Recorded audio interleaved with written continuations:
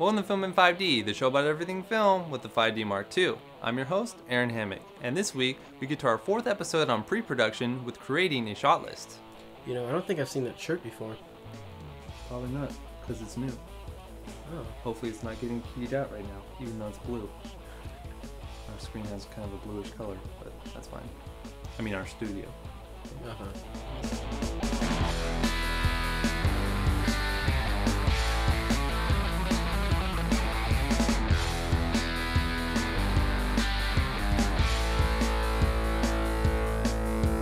Okay, so we've been working hard behind the scenes to get the ball rolling on my next short film, Charlie, which is of course the zombie short from the perspective of the main character, who's a zombie.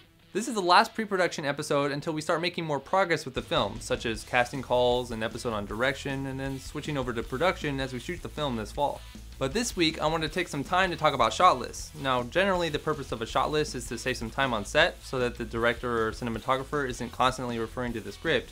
This is especially important for independent filmmakers like myself, who need to be in and out of locations as fast as possible.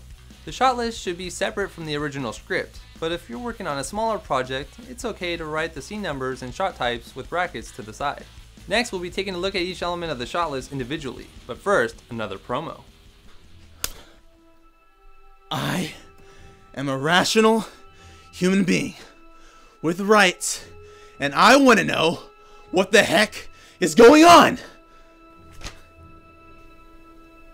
Wait, what does this have to do with anything?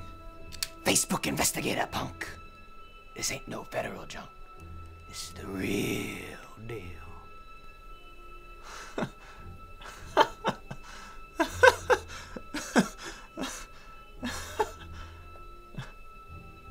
Facebook investigator? Looks like you haven't voted for your favorite sketch yet.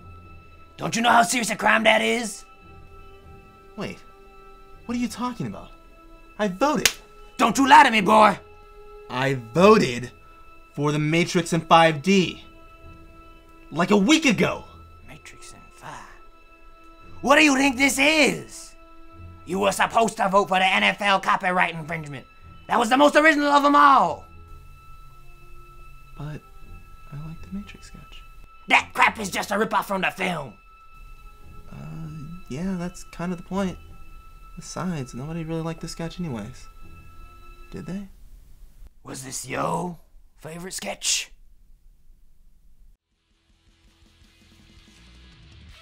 And we're back. So once again, if you haven't voted for your favorite sketch of the first year of Film in 5D, please take the time to do so on our Facebook page. You can find a link to the poll in the description below. So every shot list starts out with a scene number, which usually starts with a numerical value of 1.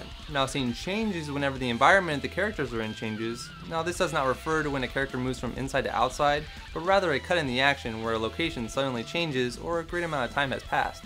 Therefore, most shot lists will have multiple lines with the same scene numbers, but how do you differentiate the cuts? To do this, you simply add a letter in alphabetical order to the end of each scene number. For example, 1A, 1B, 1C, 2A, 2B, and so on. But what happens if in a given scene you have more than 26 shots? Well, then you start over, but instead add another character, like 2AA, 2AB, 2AC for example. And if you go through all 26 again, well then you guessed it, 2BA, 2BB, 2BC, etc. Once you have your shots labeled, you need a location. And by location, I mean a real location, regardless of what you're trying to portray the place to be. Then you want a shot description. Now usually I include 1 to 2 lines here, quickly describing what's taking place. For example, Charlie sits down in a chair, or Charlie walks towards a large zombie. Next thing to note is the framing. Is it a medium shot, a long shot, or what? You'll also want to be using annotations for these to save some room, which I showed you in this episode. Also, include the action of the camera, like a dolly movement or a jib shot, etc. Now, you can include both of these in one column or in separate columns if you should like. Next, you'll want to include which characters are within the shot. Also, if you want, you can have a separate column for their dialogue. These will be used as notes for both the director and the actors. Then you'll have a column for any props that appear within the frame. This will not only help you clean up your mise-en-scène, but also make sure that no key props are left out. Finally, I save the last column for notes, mostly because my notes often run off the page and onto the back. Now these notes can include anything from direction cues, cinematography motivation, and if you have a script supervisor, they can use this space to help with continuity, especially when it comes to props, switching hands, etc. But that's it for this week. Send questions to me via @mentions on twitter.com/AaronHammock, send in your tweets to be featured next month at FilmIn5D, and like our Facebook page at this link here. And while you're there, vote for your favorite sketch on our poll. And we'll be back next week with some important information on how to survive the inevitable zombie apocalypse. Lots of cardio. Lots of cardio. Rule number 1, I think. Or the most important rule in Zombieland. Arguably. But I got some other new rules, Oh, really? such as no smoking. Well, that kind of ties in, right? Yeah, true. See you next week.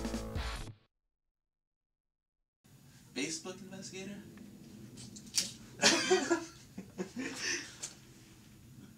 Looks like you haven't voted for your favorite sketch yet. Do you know how serious a crime that is? Do that one again? Oh. Looks like you haven't voted for your favorite sketch yet. Don't you know how serious a crime that is? Wait, what are you talking about? I voted. Don't you lie to me, boy! Stop hitting him! Save that for the real one. That was heavy. That was heavy.